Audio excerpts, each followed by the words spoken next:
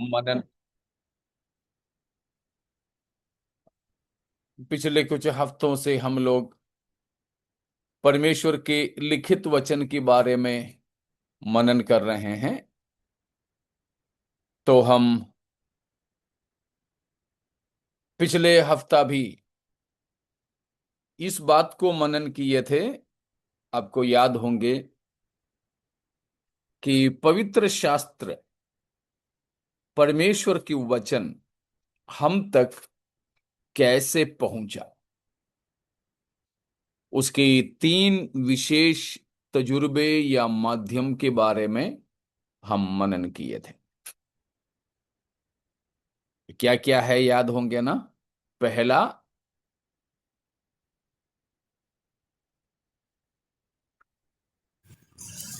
सिय्योन का पहाड़, परमेश्वर का पहाड़। हाँ, वहां पर परमेश्वर ने, प्रेरणा। हाँ, परमेश्वर ने पहले प्रकाशन दिया, दूसरा प्रकाशन। प्रेरणा दिया, और तीसरा, प्रेरणादायी। पूरा प्रेरणादायी से पूरा हुआ। हाँ, तीसरा भी बताया था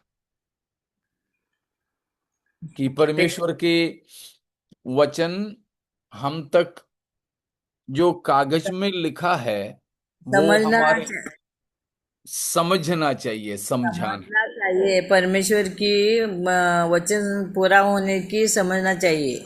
हाँ, तो वो तीन बातों को हम मनन किए थे। तो परमेश्वर प्रकाशन, प्रेरणा और समझाने के द्वारा प्रभु पूरा। का वचन हम तक पहुंचाया है।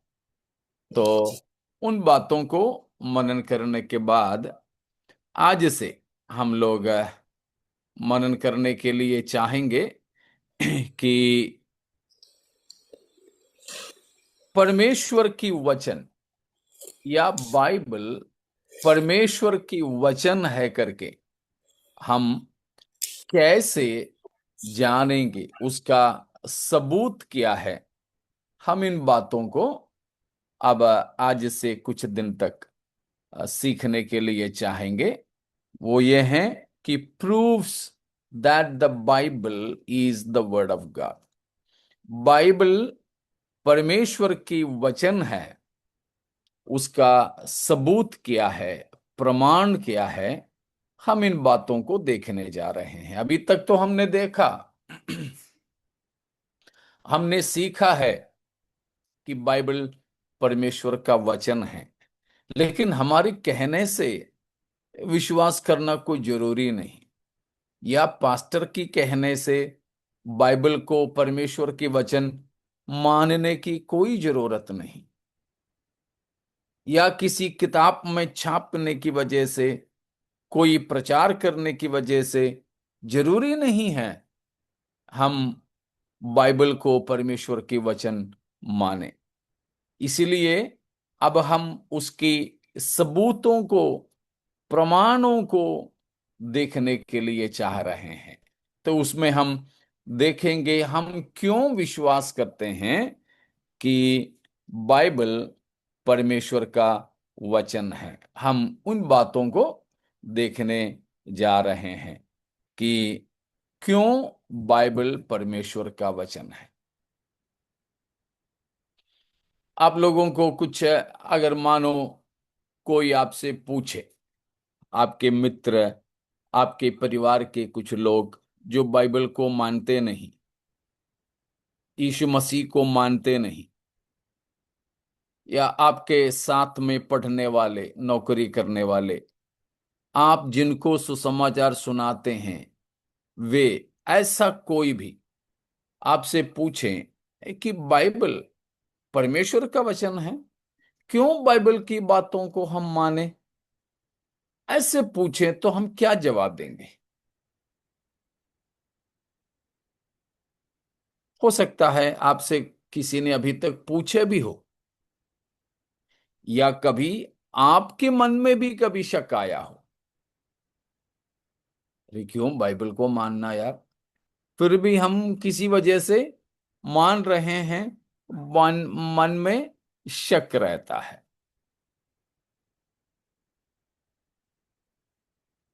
ऐसे किसी ने, आप किसी से पूछा कभी कि बाइबल क्या सबूत है कि परमेश्वर की वचन है?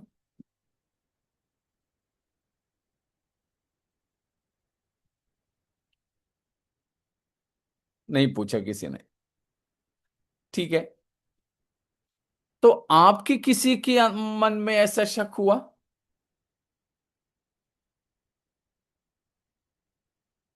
कि वास्तव में बाइबल विश्वास योग्य है, परमेश्वर के वचन हैं, हमें मानना है? ऐसे कोई शक किसी के भी मन में कभी हुआ?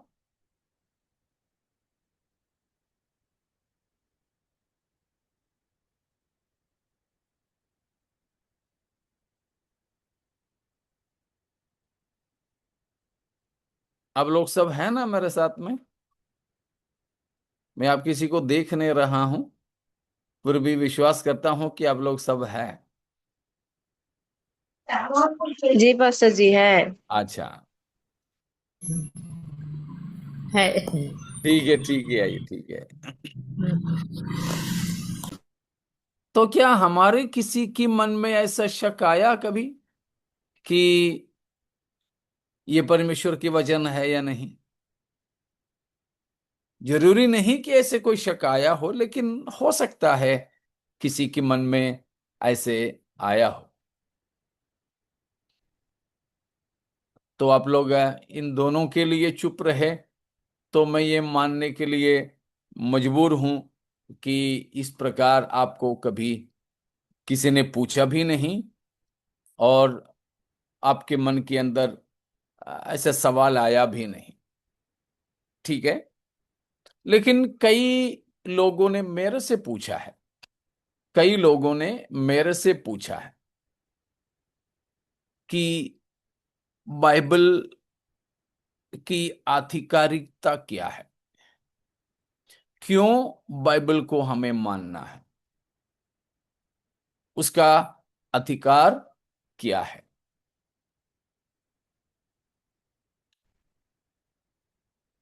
और मैंने खुद भी मुझसे ये सवाल किया,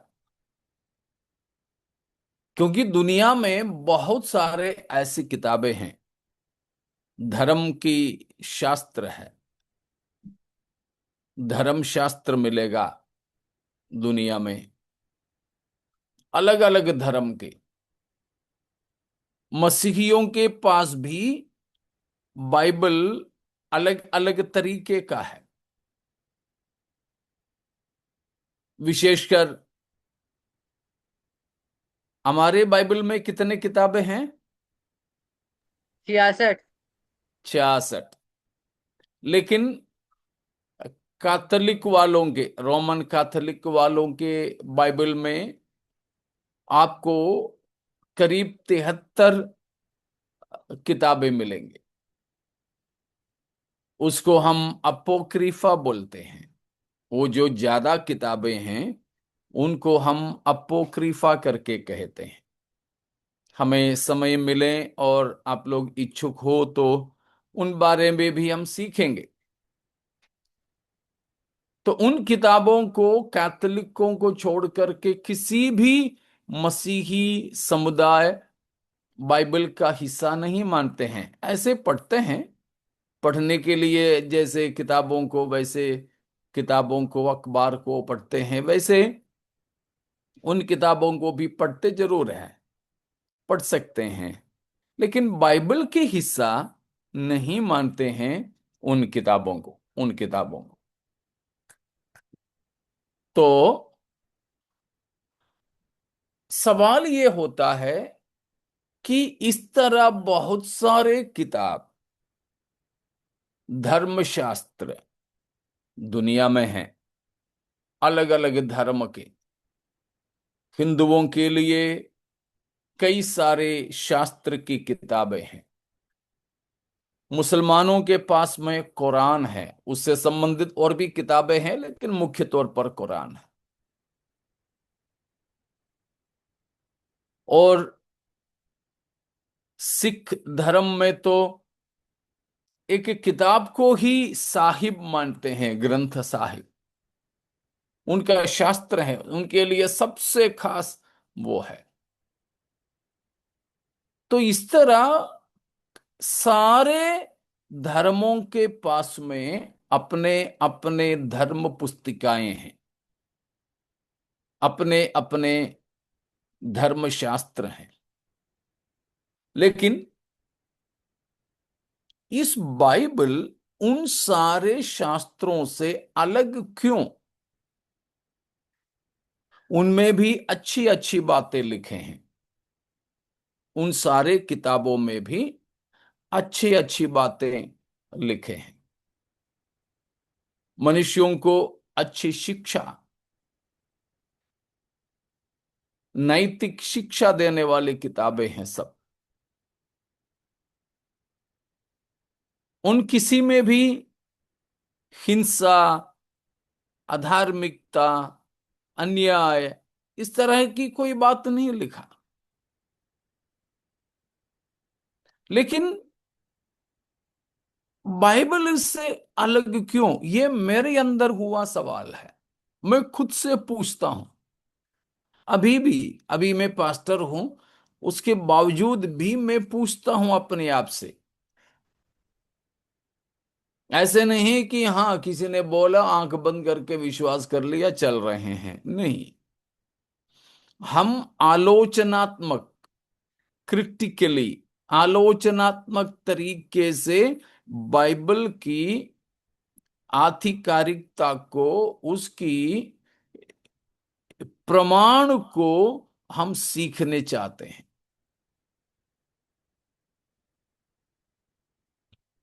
हम इसलिए और लोगों को बोलते हैं कि चलो भाई, हम जैसे बाइबल की सर्वश्रेष्ठता और सच्चापन के सबूत करते हैं, साबित करते हैं, वैसे आप अपने भी कर लो। हमको ये बात कहने में, सीखने सिखाने में बड़ा गर्व होता है। इसीलिए अब हम बहुत ही ध्यानपूर्वक और प्रार्थना के साथ इस विषय की ओर मुड़ेंगे। विशेष हम प्रार्थना करें कि ये बातें उसकी गंभीरता के साथ समझने के लिए परमेश्वर हमें अनुग्रह दे। तो उस विषय में प्रवेश करने से पहले एक और बार मैं वचन का परमेश्वर को धन्यवाद देता हूं, और आप सबों को मसीही वंदना भी। प्रार्थना पूर्वक, बहुत ही ध्यान के साथ इस विषय में हम प्रवेश करेंगे कि बाइबल परमेश्वर की वचन है, उसके प्रमाण। उसमें सबसे पहली बात, सबसे पहली बात यह है, it's super natural element, it's amazing unity, it's amazing unity.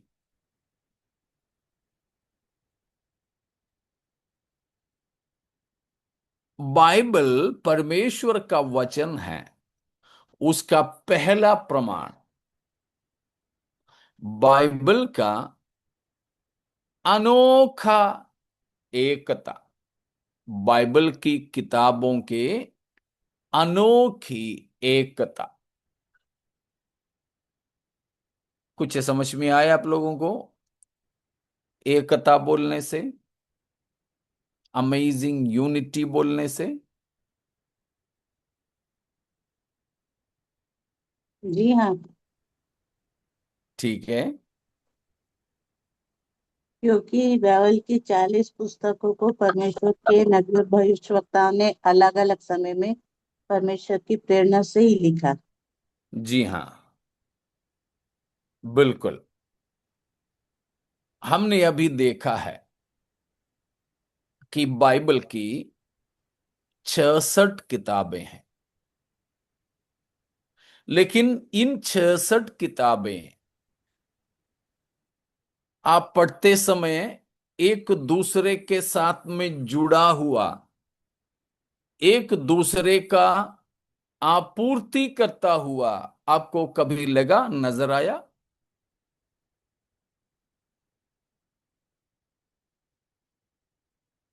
एक लगातारी महसूस हुआ कभी किताबों में बाइबल की? जी हाँ। जरूर। अगर आप ध्यान से बाइबल पढ़ते हो, ये भी नहीं बोलूंगा मैं कि आप एक विश्वासी की तरह बाइबल पढ़ो, लेकिन एक अविश्वासी की तरह आलोचना करने के लिए, बाइबल की गलतियों को ढूंढने के लिए भी आप बाइबल पढ़ो। उसके लिए भी हम आपको चुनौती देते हैं, लेकिन ईमानदारी से बोलो तो ये समझ सकेगा कि बाइबल, हर एक किताब आपस में इतने मेल खाते हैं। बाइबल के अलग अलग किताबें इतने जुड़ा हुआ महसूस होता है कि जैसे एक ही किताब के पन्ने पढ़ने के समान। आपको मालूम है, हमने सीखा है कि बाइबल, पूरा बाइबल कितने सालों में लिखा गया था? याद हो आपको? कितने सालों के अंतराल में बाइबल लिखा गया था? 1600। 1600 वर्षों में। प्रभु यीशु मसीह की जन्म से 1500 वर्ष पहले मूसा के द्वारा पहला किताब लिखना शुरू हो गया था। प्रभु यीशु मसीह की जन्म के लगभग 100 साल पहले, 96 95 96 साल, मोटा मोटा 100 साल, यीशु मसीह की जन्म के 100 साल के बाद में अपना प्रिय चेला यूहन्ना के द्वारा प्रकाशित वाक्य की किताब लिखकर समाप्त हुआ। मतलब इतने सारे 1600 वर्षों में लिखा गया है। 1600 वर्ष तो हमारे अंदाजे से भी बाहर है, क्योंकि हमको अगर मानो 100 साल भी जिंदा रहने को मिल जाए, शायद 50 60 70 साल की बातें याद आ जाएगा, वो भी बराबर नहीं, कुछ कुछ, बाकी भूल जाएंगे। क्योंकि हम भूलने वाले लोग हैं।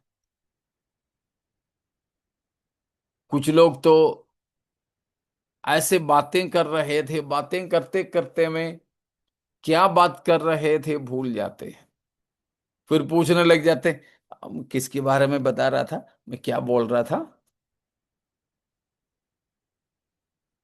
आपने देखा है, पास्टर लोग प्रचार करते हैं, प्रचार करते करते में वे भूल जाते हैं कि किसके बारे में प्रचार कर रहे थे। तो अभी तक जो किए थे प्रचार, उससे हट करके और किसी विषय के बारे में प्रचार करने लग जाते हैं। प्रार्थना करने के समय भी शायद आपने भूले होंगे किस विषय के बारे में प्रार्थना कर रहे थे। कई बार ऐसे हुआ है, होते हैं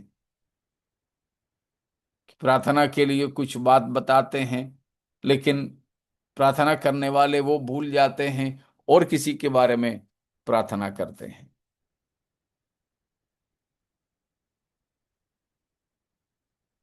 कई अस्पतालों में ये देखने को मिला है कि घुटने की ऑपरेशन के लिए लेकर गए, आंख की ऑपरेशन करके भेजा, लेकर गए या घुटने का ऑपरेशन के लिए, लेकिन उसका इलाज नहीं हुआ, आंख की ऑपरेशन करके भेजा। गलतियां हो जाते हैं, भूल जाते हैं गंभीर मामले में। लेकिन यहां पर एक किताब है, 1600 वर्षों के अंतराल में लिखा गया है। फिर भी इस किताब के मेल जो खाना बड़े अजीबो गरीबो तरीके से हैं, बड़े अनोखा तरीके से बाइबल के अंदर आपको एकता मिलेगा, एकता मिलेगा। आपको मालूम है बाइबल कितने लोगों ने लिखा है ना? कितने लेखक हैं? 40। हाँ, 40 से ज्यादा। More than 40। हाँ, 40 के आसपास है। अक्सर हम लोग 40 बोलते हैं। तो बाइबल के अंदर ही अंदर हम गिनोगे तो 42 लोग मिलेंगे। 42 लोग, कम से कम 42 लोगों के द्वारा लिखा गया है बाइबल।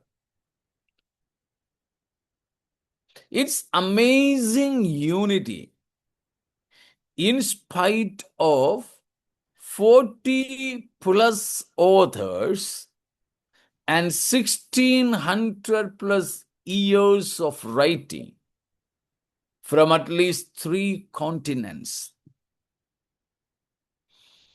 3 महाद्वीपों में रहते हुए 42 से अधिक लोगों के द्वारा 1600 वर्षों के अंतराल में लिखा गया यह किताब बहुत ही शानदार तरीके से मेल खाता है। एकदम शानदार तरीके से मेल खाता है। ये एकता जो है हमको बाइबल परमेश्वर का वचन है विश्वास करने के लिए मजबूर करता है। समझ पा रहे हो?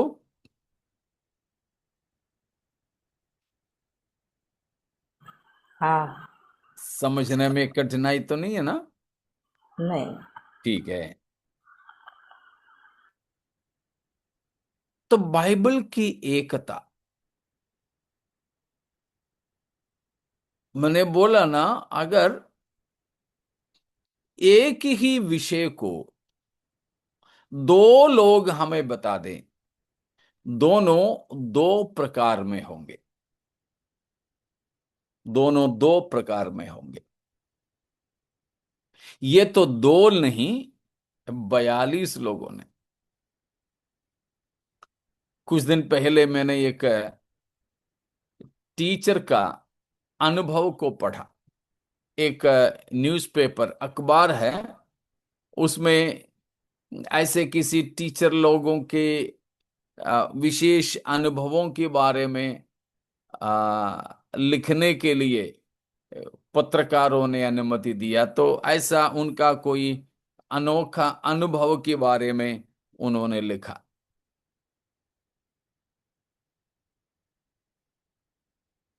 तो 3 लोग, 3 जवान लोग जो कॉलेज में पढ़ते थे, परीक्षा में नहीं पहुंचे। परीक्षा में नहीं पहुंचे। तो ये तीनों जवान लोग, लड़के लोग, ये सर के पास जाकर के माफी मांगा। और फाइनल एग्जाम था, अंतिम परीक्षा था उनका। ये नहीं लिखे तो वे फेल हो जाते, 1 साल उनका खराब हो जाता।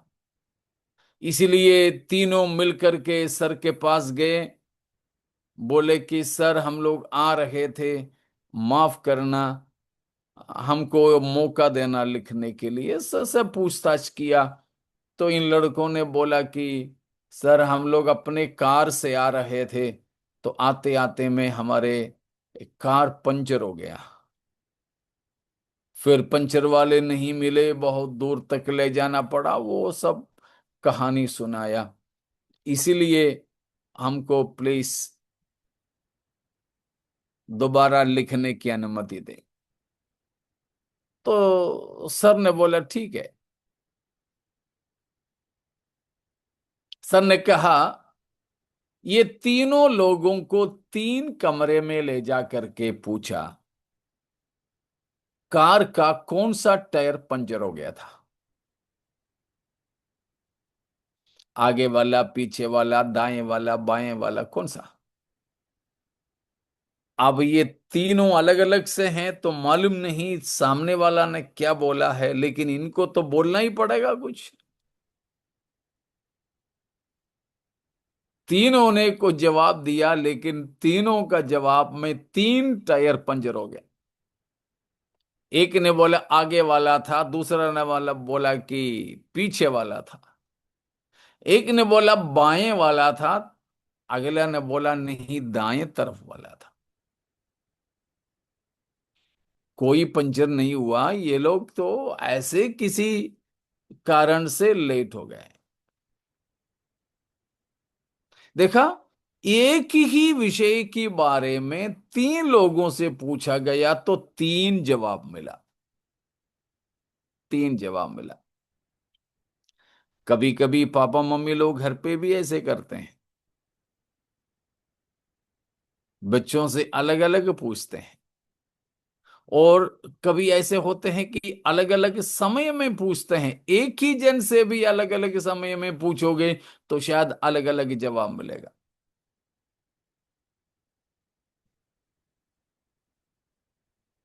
ये कवाडकर आंटी, स्वरूप सिस्टर वगैरह, जैसे किरण राथा, इन लोगों की जो कलीसिया में एक अंकल था, चाको अंकल, अभी प्रभु में सो गया।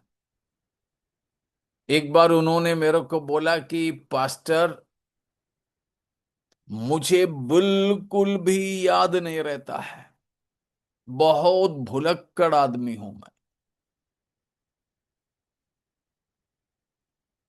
ऐसे बात करने करने के बाद में उन्होंने बोला, लेकिन परमेश्वर का धन्यवाद हो, मैं झूठ नहीं बोलता हूं तो मुझे कुछ याद करके रखना भी नहीं पड़ता, क्योंकि मेरी जानकारी में जो सच है मैं वही बोलता हूं। इसीलिए जब भी पूछो, कोई भी पूछो, कहीं पर भी पूछो, जवाब एक ही रहता है। लेकिन जो सच नहीं बोलते हैं ना, उनका जवाब अलग अलग समय में अलग अलग होगा। इसलिए उनको लिख के रखना पड़ता कि मैंने उनको क्या जवाब दिया था और उधर मैंने कब क्या बोला था। लेकिन प्यारो देखो, बाइबल परमेश्वर का वचन है करके जो उसका पहला प्रमाण है कि बाइबल के अंदर देखो तो हर किताब आपस में मेल खाता है।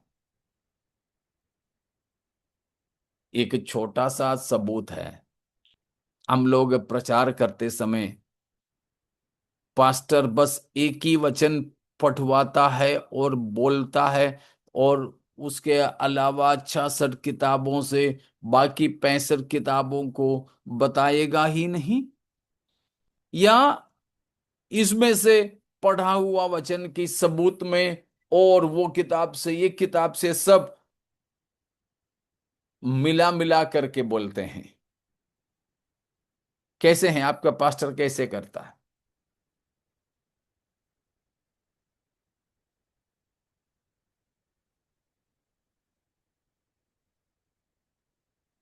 कोई नहीं है।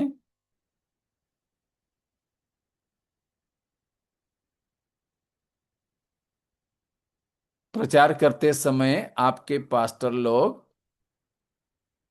या कोई भी हो, आपके कलीसिया में आके प्रचार करने वाले कोई भी हो, आपके पास्टर ही होना कोई जरूरी नहीं है। कैसे प्रचार करते हैं? एक वचन एक किताब से लेगा, फिर और और किसी भी बाइबल की और किसी भी भाग से उस वचन से कुछ मिला मिला करके नहीं बताएगा। बताते हैं। बताते हैं। हाँ, तो देखो कैसे उत्पत्ति में बताए हुए बातों का, किसी किसी चीजों का जवाब आपको मिलेगा प्रकाशित वाक्य में। भजन संहिता की कुछ कुछ बातों का आपको जवाब मिलेगा मत्ती के सुसमाचार में। तो देखो, ये लिखने वाले बहुत ही कम लोग हैं जो आपस में मिले थे, बाकी कोई आपस में मिले ही नहीं कभी। ठीक है ना? तो उसके लिए कुछ दृष्टांत मैं आपको देने के लिए चाहता हूं। उत्पत्ति एक का एक पढ़ेंगे, हम जानते हैं। और दूसरा जन प्रकाशित वाक्य 21 का एक भी पढ़ेंगे। एक जन पढ़ेगा उत्पत्ति एक का एक, दूसरा जन पढ़ेगा प्रकाशित वाक्य 21 का एक। आदि में परमेश्वर ने आकाश और पृथ्वी की सृष्टि की। अब प्रकाशित वाक्य। फिर मैंने नए आकाश और नई पृथ्वी को देखा, क्योंकि पहला आकाश और पहली पृथ्वी जाती रही और समुद्र भी न रहा।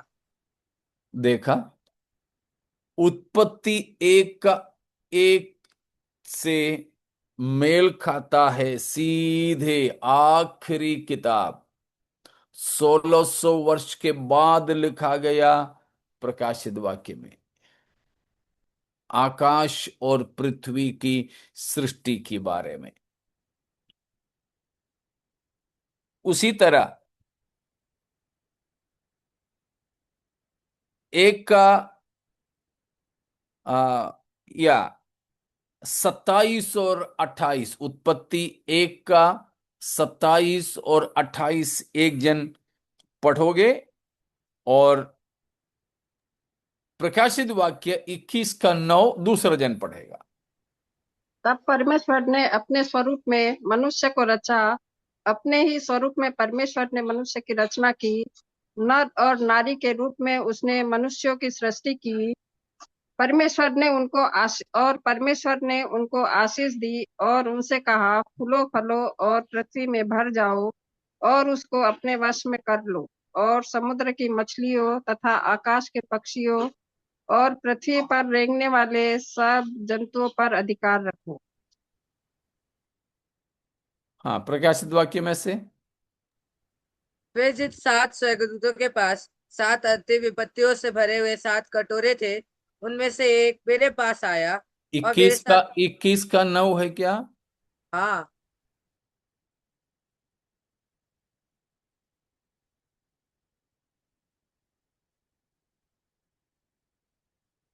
प्रकाशित वाक्य 21 का 9।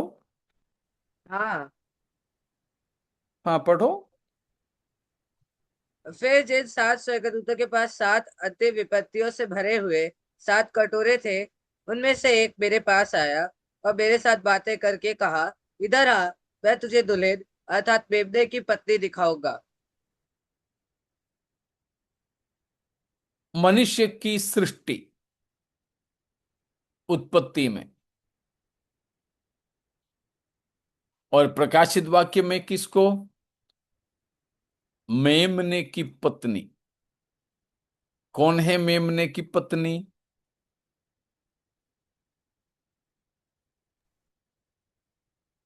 कलिसिया। कलीसिया कलीसिया। कलीसिया। कलीसिया।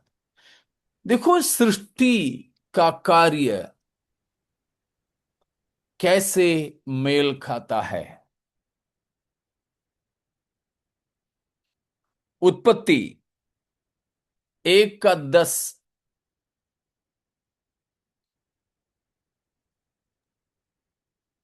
और परमेश्वर ने सूखी भूमि को पृथ्वी कहा, तथा जो जल इकट्ठा हुआ उसको उसने समुद्र कहा। और परमेश्वर ने देखा कि अच्छा है। थल और स्थल की सृष्टि, समुद्र को बनाया। लेकिन हमने अभी प्रकाशित वाक्य 21 का 1 में पढ़ी ली, इसलिए मैं दोबारा नहीं पढ़ाया। हमने सबसे पहले प्रकाशित वाक्य 21 की 1 में पढ़े कि समुद्र फिर उसमें नहीं रहा, समुद्र की जगह नहीं था उसमें, समुद्र नहीं था। तो एक जगह समुद्र रचना हुआ, दूसरे जगह समुद्र का अंत हुआ। तो इस तरह परमेश्वर की वचन की अलग अलग किताबों में हम एकता को देखेंगे। ऐसे कई चीजें हैं। अक्सर आप लोग सुने होंगे, उत्पत्ति की किताब में सबसे पहला एक घटना शादी की बात देखते हैं। सबसे पहला शादी किन किन के बीच में था? आदम और आदम। हव्वा। आदम और हव्वा। अदन की वाटिका की शुरुआत, ये पृथ्वी पर जीवन की शुरुआत आदम और हव्वा की रचना से, उनको परिवार के तौर पर जोड़ने से हुआ। उसी तरह प्रकाशित वाक्य में जब हम देखोगे, अभी हमने 21 के 9 में पढ़े, 21 की दूसरे आयत में भी उसी प्रकार हमें पढ़ने को मिलेगा, दूसरा तीसरे आयत में भी, जैसे 21 का 9 में हम पढ़े थे कि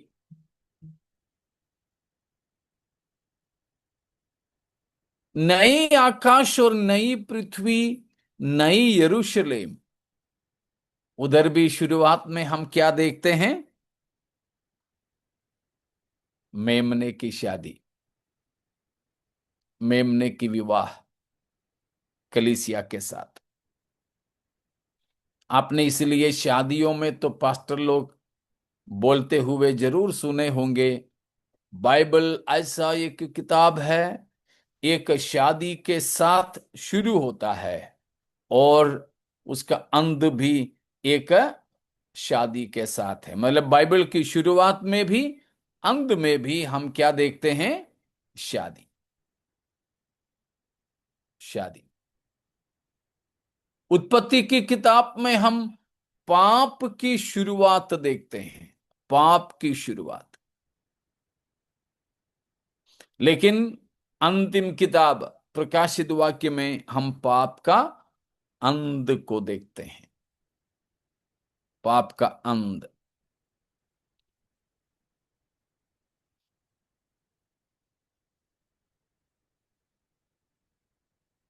उत्पत्ति 3 का 23-24 को पढ़िए, और दूसरा जन प्रकाशित वाक्य 21 का 3। इसलिए यहोवा परमेश्वर ने उसको अदन की वाटिका में से निकाल दिया कि वह उस भूमि पर खेती करे जिसमें से वह बनाया गया था।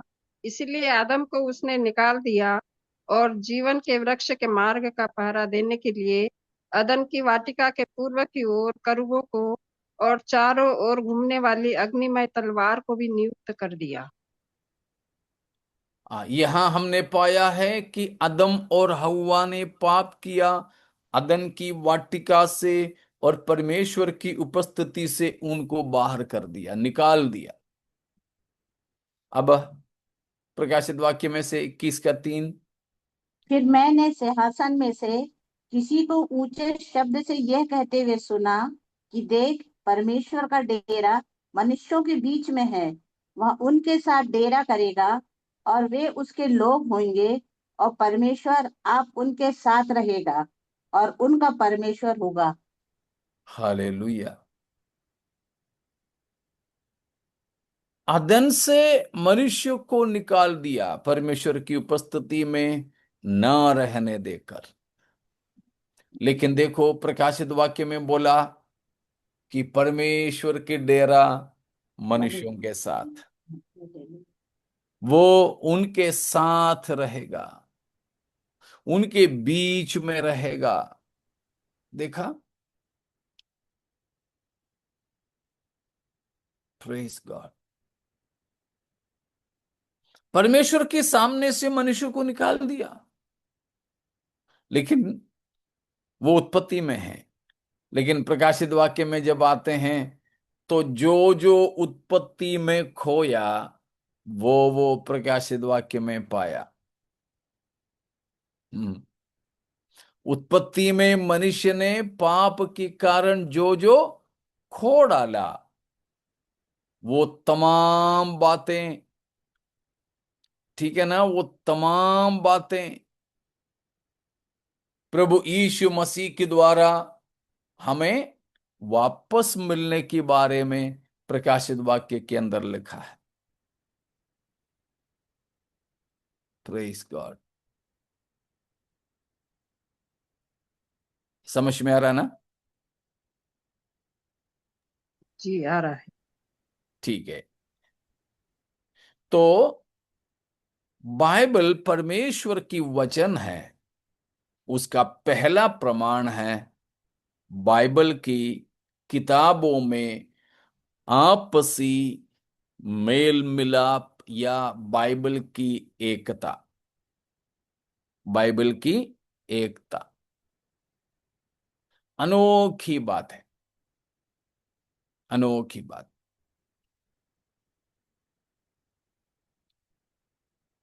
तो ऐसे कई और भी बातें हैं, ठीक है।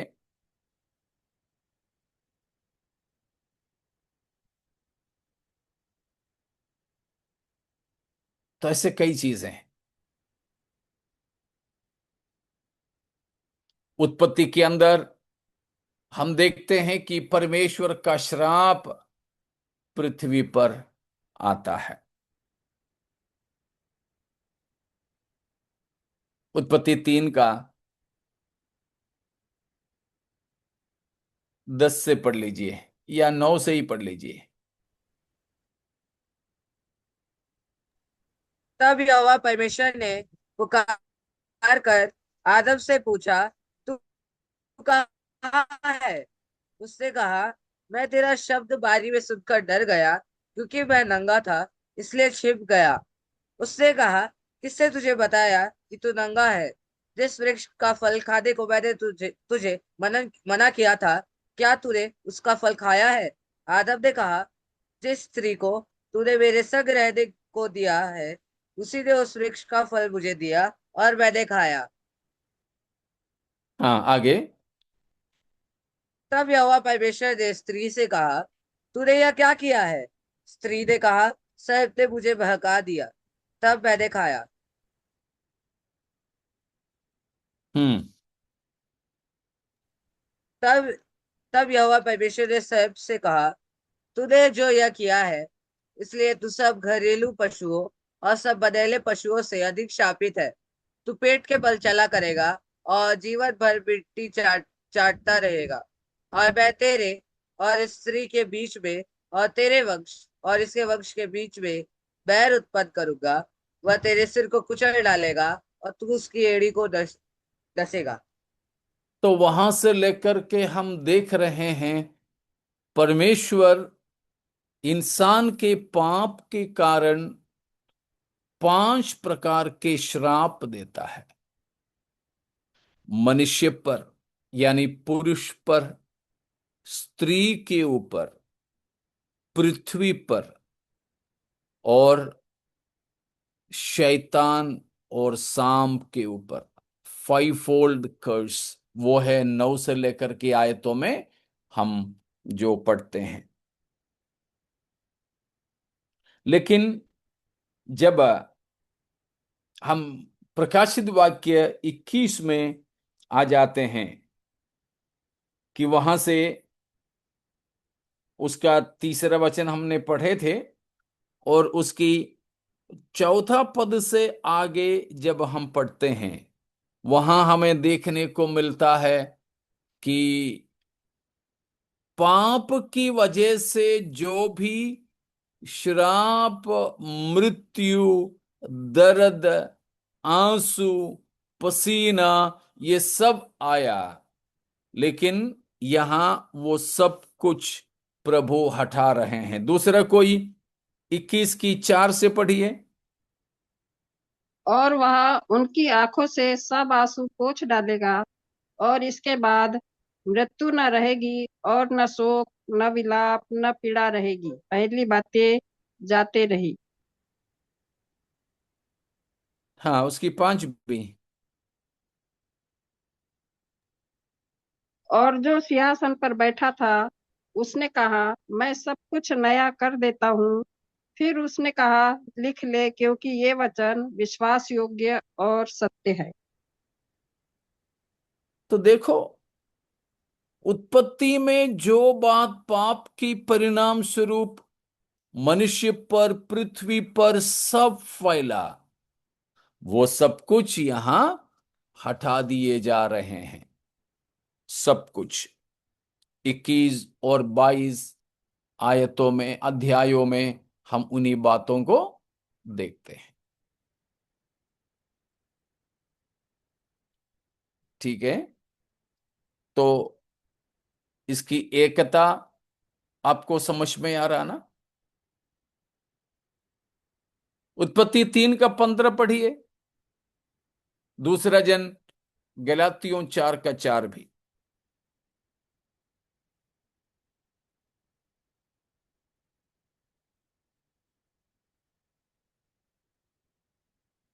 उत्पत्ति 3 का 15, दूसरा जन गलातियों 4 का 4।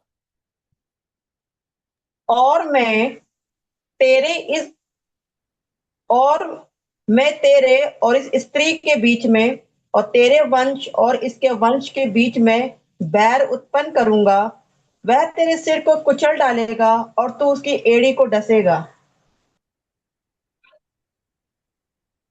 परंतु जब समय पूरा हुआ तो परमेश्वर ने अपने पुत्र को भेजा, जो स्त्री से जन्मा और व्यवस्था के अधीन उत्पन्न हुआ। Praise God.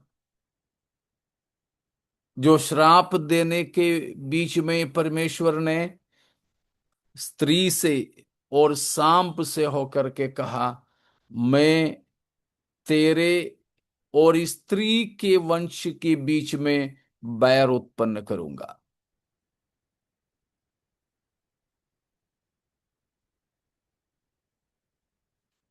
मनुष्य और सांप के बीच में दुश्मनी, और उससे बढ़ करके स्त्री के संतान। कौन है स्त्री के संतान? प्रभु यीशु यीशु मसीह। प्रभु प्रभु यीशु यीशु मसीह। मसीह। हम लोग कोई स्त्री के संतान नहीं हैं, हम लोग सब पुरुष के संतान हैं। इसलिए हमारे सरनेम के साथ पापा का नाम आता है।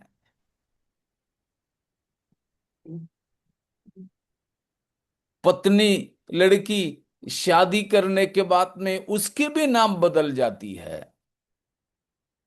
पति का सरनाम नहीं तो पति का नाम जुड़ जाता है, बाप का भी नाम हट जाता है। तो हम सब पुरुष से उत्पन्न हुए, लेकिन स्त्री के संतान होकर उत्पन्न होने वाला सिर्फ एक ही है हमारे प्रभु यीशु मसीह। तो देखो, उत्पत्ति में जो हुआ उसका भरपूरी, उसका भरपाई हम देखते हैं प्रकाशित वाक्य के अंदर। तो उस तरह सारे चीजों की आपूर्ति हम देखते हैं बाइबल के अलग अलग किताबों में। ये सब बातें क्या बताते हैं? बाइबल ऐसा लगता है कि एक ही आदमी एक जगह पर बैठ के पूरा पूरा लिख दिया हो। एक ही आदमी एक जगह पे एक ही बैठक में लिख करके रखा हो, हमें ऐसा लगता है। उतना एकता बाइबल के अंदर है, उतना एकता। इसलिए हैं हम अलग अलग वचनों को मिला मिला करके प्रचारों में भी पढ़ते हैं। तो बाइबल परमेश्वर का वचन, उसका पहला प्रमाण है बाइबल की किताबों में पाए जाने वाला अनोखा एकता। एकता।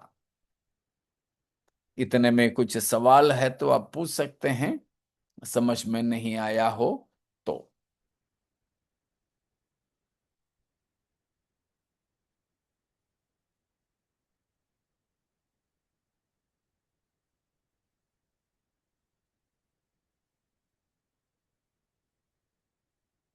नहीं। ठीक है, तो उसमें और भी कई चीजें हमें सीखने के लिए हैं, लेकिन मैं उन बातों को छोड़ देता हूं। दूसरी बात वो भी बोलकर आज की हमारे अध्ययन को समाप्त करें। बाइबल परमेश्वर का वचन, उसका दूसरा सबूत वो ये है, the indestructibility of the Bible. The indestructibility of the Bible. Bible की अविनाशी अवस्था। बाइबल की अविनाशिता बाइबल को परमेश्वर का वचन साबित करता है। अगर कोई मनुष्य ने लिखा होता तो बाइबल में पहली बात हमने देखा, एकता नहीं रहता। और दूसरी बात हम अभी देख रहे हैं, बाइबल की अविनाशी स्थिति, बाइबल की अविनाशिता।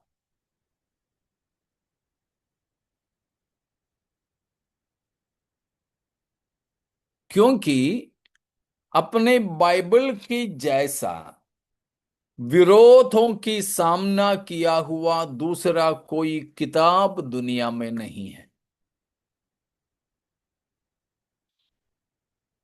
समझ रहे हो ना?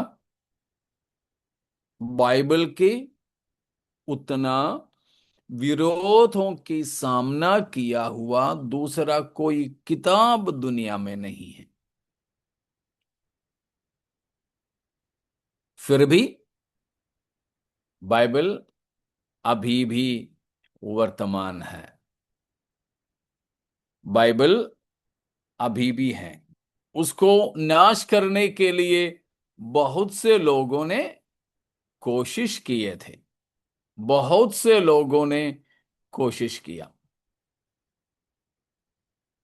लेकिन बाइबल के नाश करना किसी से नहीं हुआ।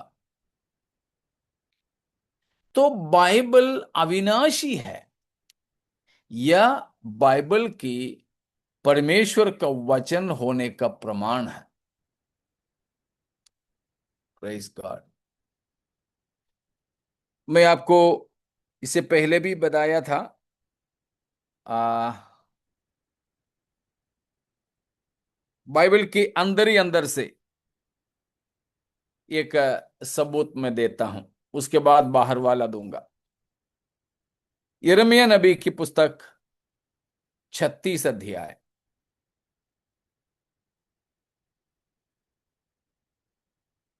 यिर्मयाह 36।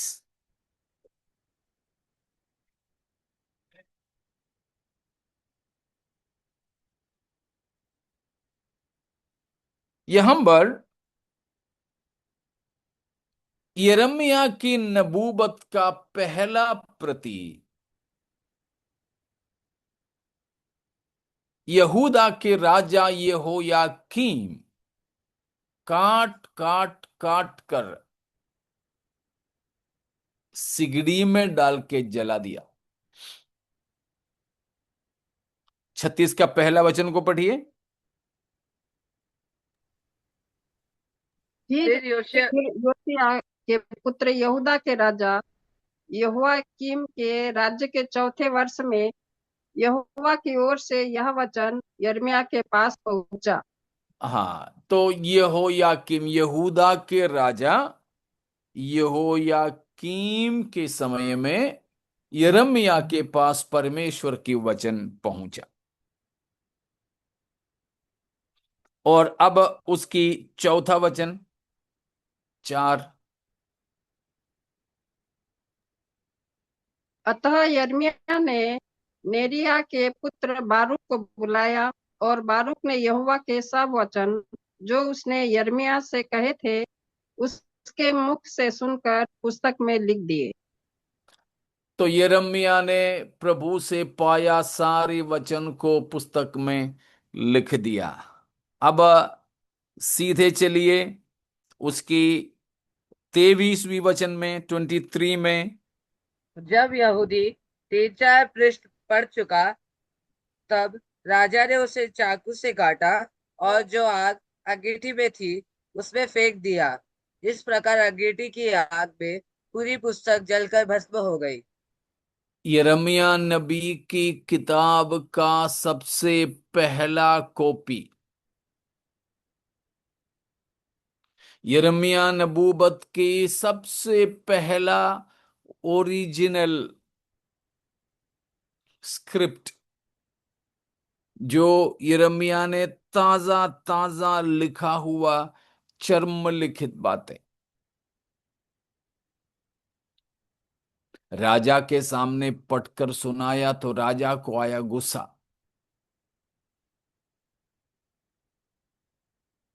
और उसने, जैसे हम लोग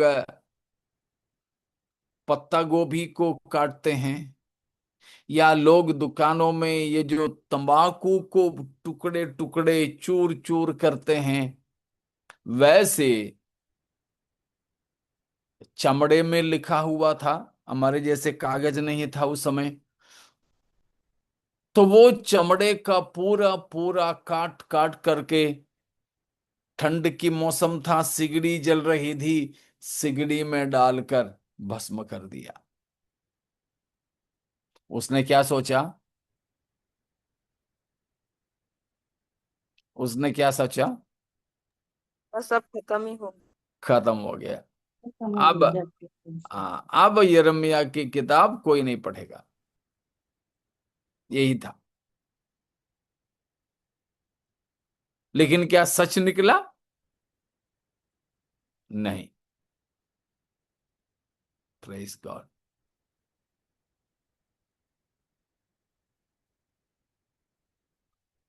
देखिए उसका आखिरी वचन अभी। तब यिर्मयाह ने दूसरी पुस्तक लेकर नेरिय्याह के पुत्र बारूक लेखक को दी, और जो पुस्तक यहूदा के राजा यहोयाकीम ने आग में जला दी थी, उसमें के सब वचनों को बारूक ने यिर्मयाह के मुख से सुन सुनकर उसमें लिख दिए, और उन वचनों में उसके समान और भी बहुत सी बातें बढ़ा दी गई। यहोयाकीम यिर्मयाह की नबूवत का पहला जो कॉपी है, जलाकर भस्म करने से कलीसिया को, प्रभु के लोगों को कोई घाटा हुआ? नहीं। नहीं हाँ, हो। बिल्कुल भी नहीं। उसमें जो भी बातें लिखे थे, वो पूरे बातें परमेश्वर यिर्मयाह को फिर याद दिलाया, बोलने लगा।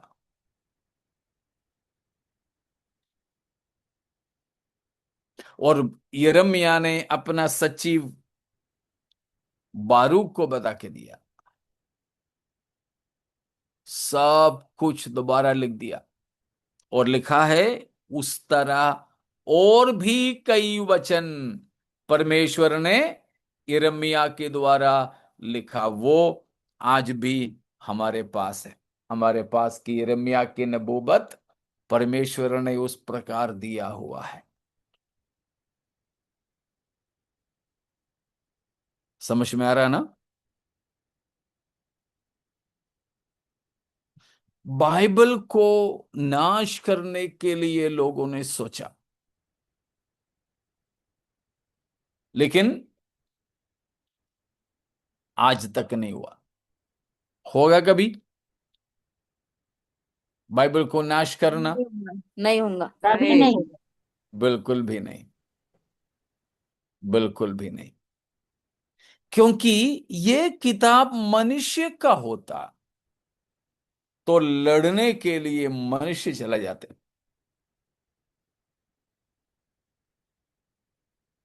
लेकिन ये परमेश्वर का है, इसीलिए वो अविनाशी है, कोई भी उसे नाश नहीं कर सकता। तो बाइबल की इस अविनाशी स्थिति इस बात को दर्शाता है कि बाइबल क्या है? परमेश्वर का पवित्र शास्त्र। परमेश्वर की वचन है, पवित्र शास्त्र है।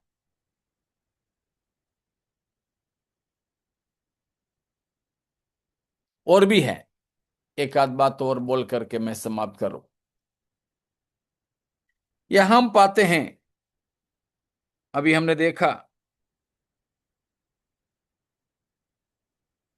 यिर्मयाह की नबूवत में, और उससे पहले हम निर्गमन 32 अध्याय में देखते हैं।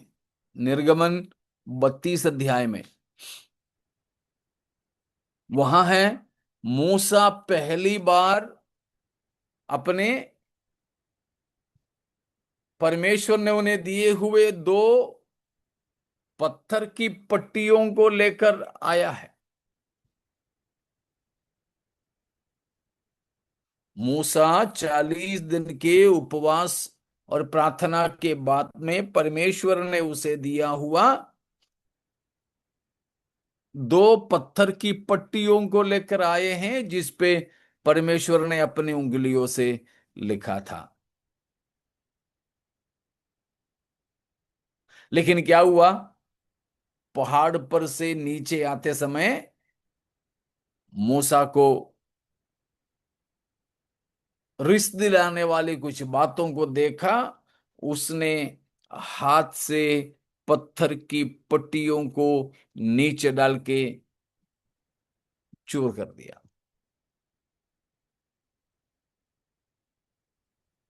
लेकिन क्या, मूसा ने तोड़ा हुआ उन वाचाओं में जो लिखा था वो कुछ घट गया? नहीं। बिल्कुल भी नहीं। Praise God. तो देखो, परमेश्वर की वचन की शुरुआत में ही उसको नष्ट करने, नाश करने की कोशिश की, लेकिन इन वचनों की श्रोता, आई मीन वचनों का सोता, श्रोता नहीं सोता परमेश्वर ही होने के कारण कोई भी मनुष्य उसे नाश नहीं कर सका, कोई भी मनुष्य नहीं कर सका। और भी हम उसमें ये देखेंगे, कई विरोधी धार्मिक लोगों ने, अलग अलग विरोधी धर्म के लोगों ने बाइबल को नाश करने की कोशिश की। अभी भी हम देखते हैं हमारे भारत के ही अंदर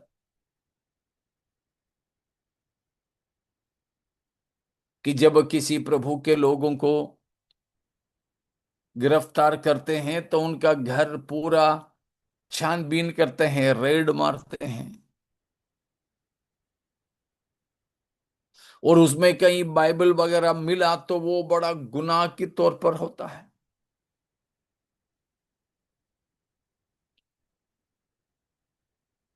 तो अभी भी धार्मिक, मतलब मसीहियत से विरोध करने वाले धर्म के लोगों के द्वारा बाइबल नाश किए गए थे।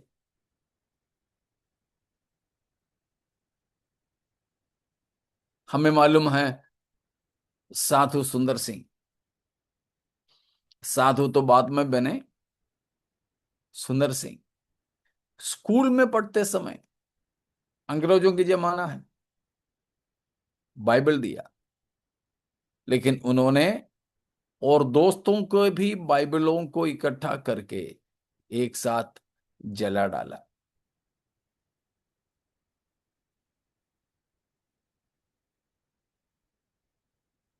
तो उन्होंने बाइबल के विरोध में अपने भावना व्यक्त किया है बाइबल को जलाता हुआ। इस तरह कई लोगों ने की। और बड़े मजे की बात यह है, क्रिश्चियन ग्रुप्स, मसीही या धर्म की ईसाई लोगों ने ही बाइबल के विरोध किए। आपको मालूम होंगे ना, Roman Catholic church,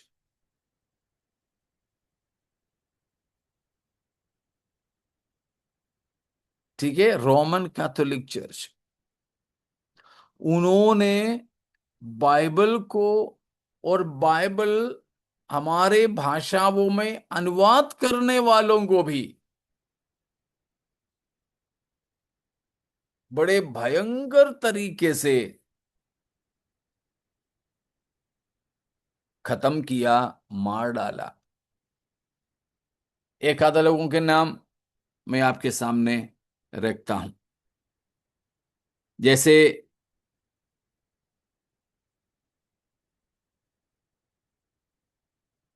Bibles इंडिस्ट्रक्टिबिलिटी even against the fury of religious organizations। धार्मिक संस्थाओं ने बाइबल के सत्यानाश करने की कोशिश किए, उसके बावजूद भी बाइबल अभी भी विद्यमान या वर्तमान है।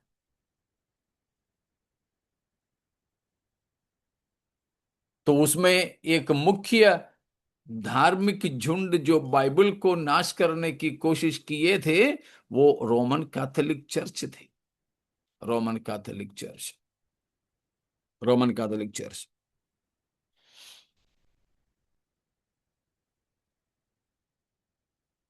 मैं आपको एक बात पढ़ के सुनाता हूं। रोमन कैथोलिक पोप लोगों ने बाइबल को नाश करने के लिए क्या कोशिशें की।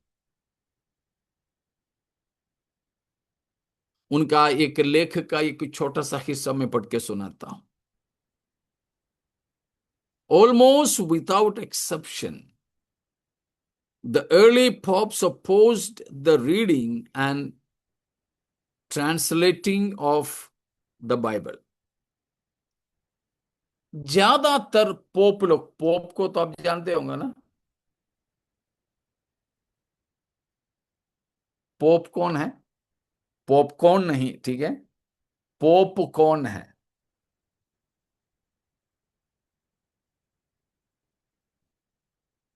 मालूम है आपको?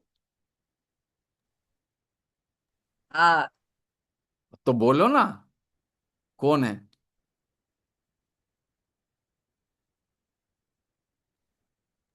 कैथोलिक चर्च में सबसे ऊपर होते हैं वो लोग। हाँ, कैथोलिक, रोमन कैथोलिक चर्च का सबसे बड़ा नेता है पोप। वो बोलता है कि दुनिया के सारे ईसाइयों के वो बाप है, तो वो है पोप। उनके इशारे पर हर एक कैथोलिक विश्वासी नाचता है। उन्होंने ऐसा एक आज्ञा कलीसिया में फैलाया कि बाइबल पढ़ना और बाइबल अनुवाद करना गुनाह है। बाइबल पढ़ना भी और अनुवाद करना भी, क्योंकि उस समय बाइबल जिस भाषा में था उस भाषा साधारण लोग नहीं जानते थे, साधारण लोग नहीं जानते थे। इसलिए बाइबल हाथ में मिले तो भी पढ़ना नहीं होता था। लेकिन कलीसिया ने, कौन कौन है मैं बाद में बताऊंगा, उठ खड़े हुए, बाइबल अनुवाद करने लगे। तब इन्होंने आज्ञा दिया कि बाइबल पढ़ना भी, अनुवाद करना भी मना है। इसलिए क्या हुआ, उस समय बाइबल पढ़ते हुए, बाइबल अनुवाद करते हुए जो भी मिले उन सबको मृत्यु का दंड दे दिया गया।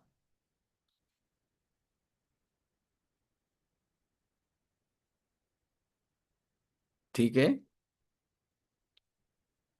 इतिहास उसके लिए गवाह है।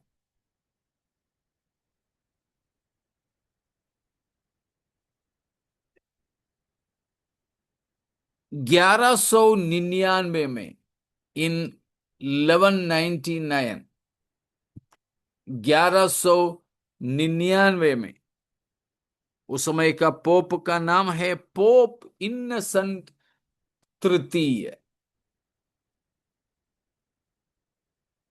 पोप इन्नसेंट तृतीय, उन्होंने आज्ञा दिया कि जितने भी बाइबल है वो सबको जला डालो।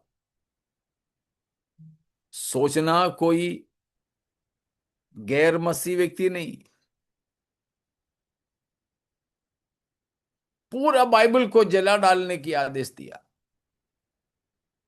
Praise God. और भी हैं जिसके बारे में अभी बोलना शुरू करें तो खत्म नहीं होगा, इसलिए वो हम अगले हफ्ता देखेंगे प्रभु चाहे तो प्यारो, बाइबल परमेश्वर का वचन है। बाइबल परमेश्वर की वचन होने के अलग अलग प्रमाणों को हम देख रहे हैं। आज हम करीब करीब 2 प्रमाणों को देखा। पहला क्या था?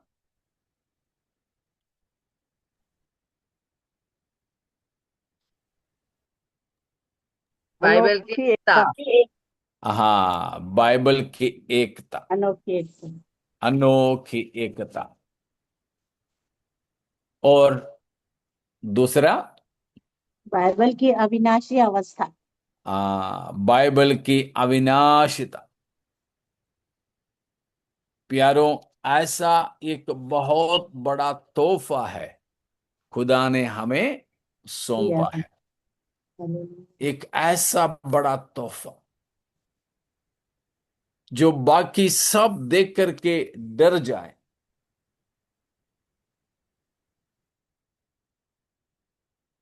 तो ये अनोखा तोहफा परमेश्वर ने हमें दी, तो हम बड़े आनंद के साथ उसको लेकर निरंतर इसे पढ़ें, मनन करें, औरों को भी बड़ा गर्व के साथ हम बताएं। प्यारों, हमें परमेश्वर का वचन दान स्वरूप मिला है। मिलकर हम परमेश्वर का धन्यवाद करेंगे। Hallelujah, praise the Lord. तो आइए प्यारों, इस परमेश्वर की वचन को हम बिल्कुल अपने छाती से बिल्कुल करीब रखें।